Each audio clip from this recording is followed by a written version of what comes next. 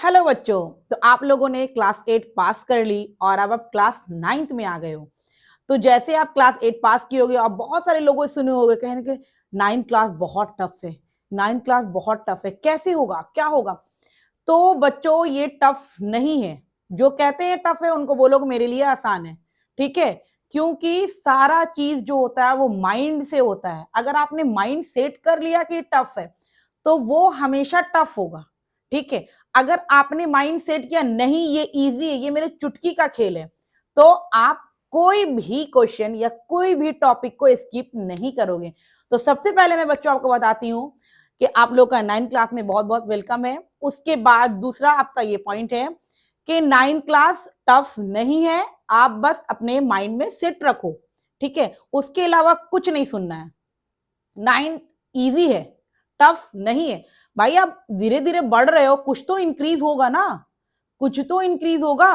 ऐसा तो नहीं है कि आप जैसे इंक्रीज करते हो, बढ़ते हो, तो आपका ड्रेस वगैरह भी क्या होता है, चेंज होने लगता है कि नहीं अभी मुझे इस तरह का पहनना है, इस तरह का लेना है। तो आप में कुछ चेंजिंग है तो पढ़ाई में भी तो चेंजिंग आनी चाहिए। समझ में आ रहा है। तो बस वही थोड़ा सा चेंज हुआ है, थोड़ा सा लेवल ऊपर हुआ है। आप लोग को डरना नहीं है, 9th क्लास बहुत आसान है। 3 चीज आप लोग को सेट करना है। पहला, कैसे पढ़ना है, कैसे पढ़ना है, क्या करना है, क्या नहीं करना है, पहला सेट करना है। दूसरा आपको सेट करना है बच्चों कि किस तरह से हम टाइम को मैनेज करें, यानी कि कम टाइम में हम ज्यादा से ज्यादा कवर कर लें। समझ में आ रही है बात। थर्ड पॉइंट है, जो आपका कमजोर सब्जेक्ट है, वीक सब्जेक्ट है, जो आपसे नहीं हो पाता है, उसको हम लोग कैसे मैनेज करेंगे। तो सबसे पहले आपको करना क्या, सिलेक्ट योर टीचर्स।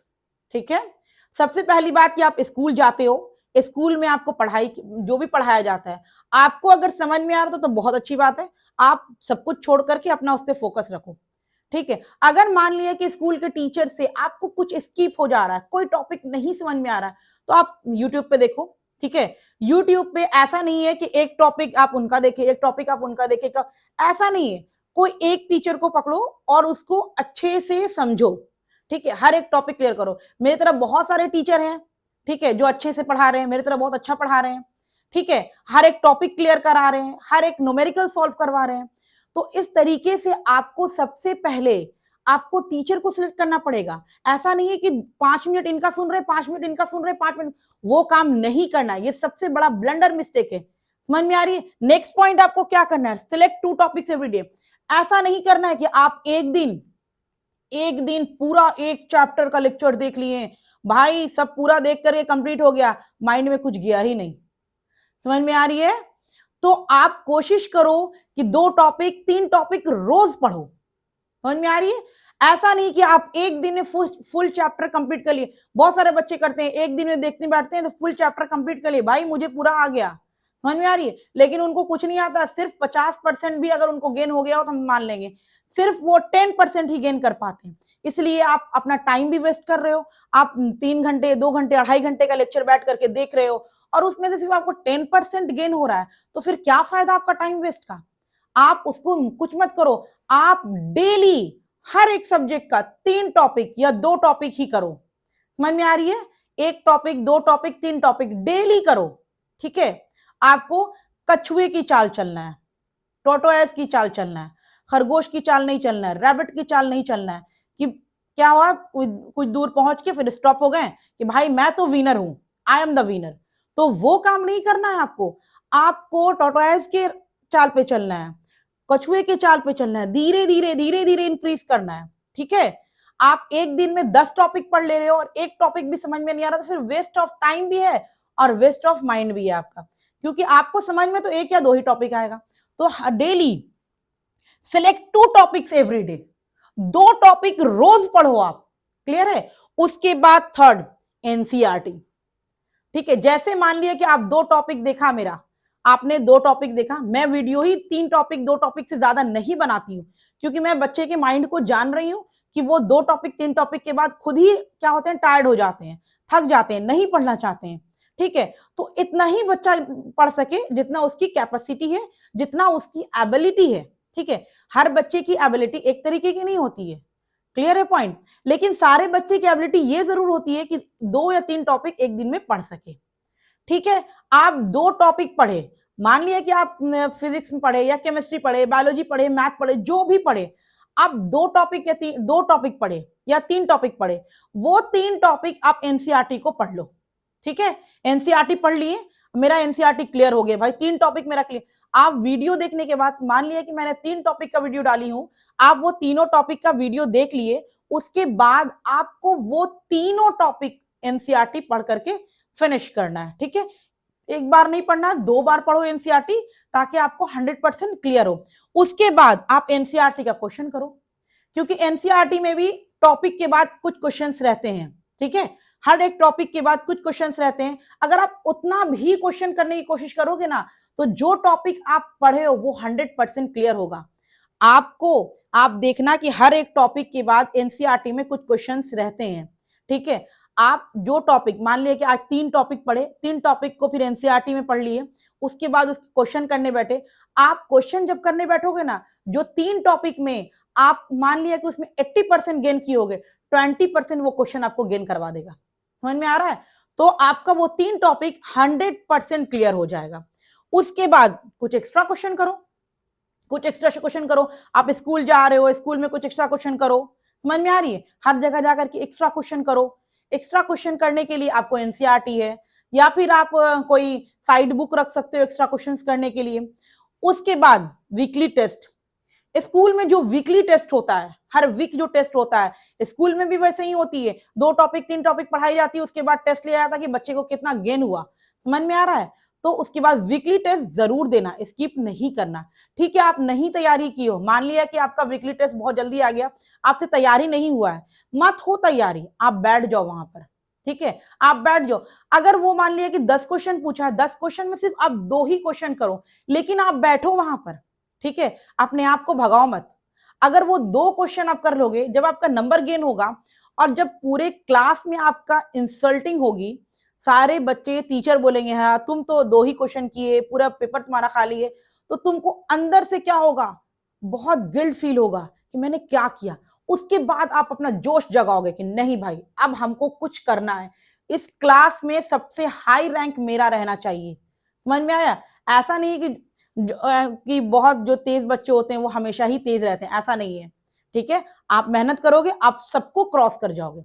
इसीलिए टेस्ट की तैयारी हो मत हो, लेकिन टेस्ट में बैठना है, हर हाल में टेस्ट में बैठना है। क्यों?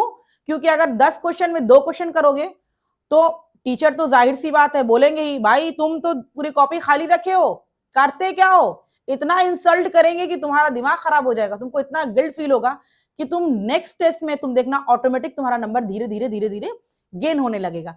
तो ये तो हम लोग कैसे पढ़ना है। उसके बाद हम लोग को मैनेजमेंट ऑफ टाइम, टाइम को कैसे मैनेज करना है, ठीक है? ये तो हमारा फर्स्ट पॉइंट था। अब हम लोग दूसरा देखेंगे बच्चों, मैनेजमेंट ऑफ टाइम। जैसे हम देखते हैं management of time, management of time, time का कैसे मैनेज करें?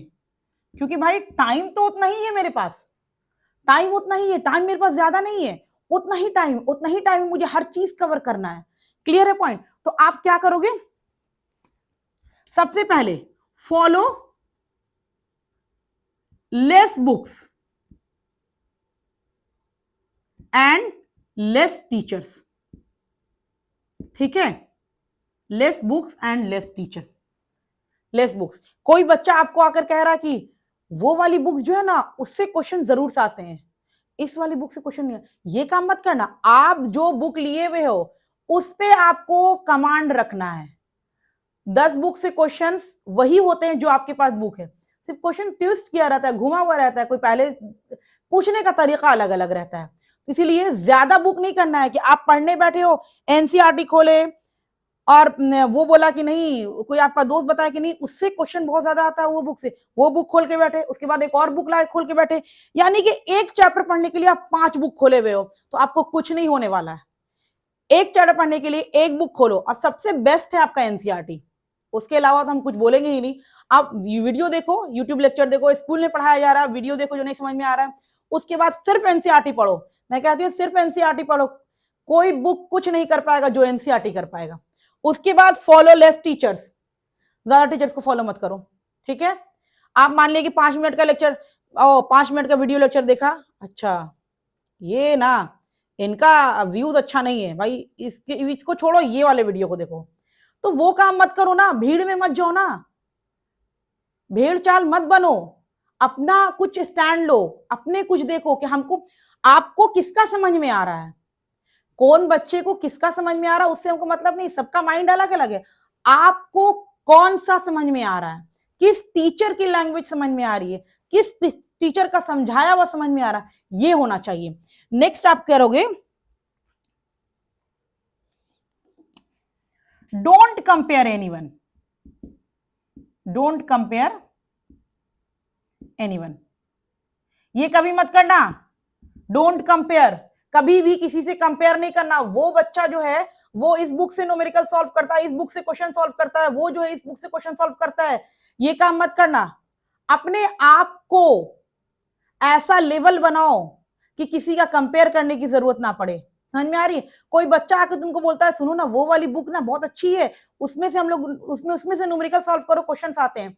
कंपेयर मत करो भाई, उसको बोलो कि भाई तुम करो, हमको नहीं करना है, मैं वही करूंगा जो मेरा मन करेगा, और मैं एक बुक पकड़ूंगा। और किसी से कंपेयर मत करो, किसी से कंपेयर मत करो। अपने क्लास में बैठे हो तो आप उससे मत कंपेयर, वो ज्यादा तेज है और वो कम तेज है, ये काम मत करो। आप अपने आप को डे बाय डे ग्रो करते जाओ, दूसरा आदमी क्या कर रहा है उससे मतलब नहीं है। क्लियर है पॉइंट? उसके बाद थर्ड पॉइंट जो आपका होता है वो होता है एनसीईआरटी। मैंने बोला कि सबसे बेस्ट बुक एनसीईआरटी, सबसे बेस्ट बुक एनसीईआरटी, सारे को किनारे रखो, एनसीईआरटी को आगे रखो, सक्सेस में कोई रोक नहीं सकता है। तो ये था आपका टाइम मैनेजमेंट। उसके बाद आपको क्या करना है, कौन सा सब्जेक्ट आपका वीक है, ठीक है, कौन सी सब्जेक्ट आपकी वीक है उसमें आप थोड़ा ज्यादा टाइम दे दो। ठीक है, मान लेते हैं कि आपका मैथ्स का सब्जेक्ट थोड़ा वीक है, तो आप और सब्जेक्ट में अगर हाफ एन आवर टाइम दे रहे हो तो उसमें 1 आवर टाइम दे दो। समझ में आ रही है? जो सब्जेक्ट आपका वीक है उसमें थोड़ा टाइम इंक्रीज कर दो, बस ये है आपका सक्सेस के स्टेज। इस तरीके से आप इंक्रीज कर जाओगे। मान लिया कि आपका साइंस, अभी साइंस में आए हो तो फिजिक्स में, केमिस्ट्री में, सब में न्यूमेरिकल्स मिलेगा, तो आपको क्या होगा, टफ लगने लगेगा। टफ लग रहा है तो आप कुछ मत करो, बस जो चीज टफ लग रहा है उसमें टाइम को थोड़ा इंक्रीज करो। 2 क्वेश्चन पहले बनाते थे, अब उसका 4 क्वेश्चन कर दो। ठीक है, पहले एक टॉपिक से 3 क्वेश्चन करते थे, अब वो 6 क्वेश्चन कर दो।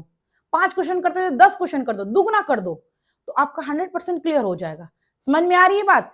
उसके बाद आप लोग वेलकम टू क्लास 9 और your journey will start from here. Okay, तो आप सब कुछ कर सकते हो और सब कुछ पा सकते हो। ठीक है, किसी का कुछ नहीं सुनना है, हम, मेरा रिजल्ट बताएगा कि मैं क्या कर सकता हूं। ठीक है ना, हम सब कुछ कर सकते हैं।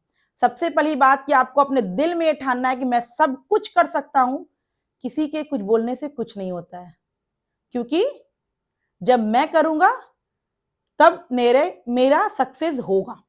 क्लियर है? इसीलिए आपको अपना देखना है, दूसरों का नहीं देखना है।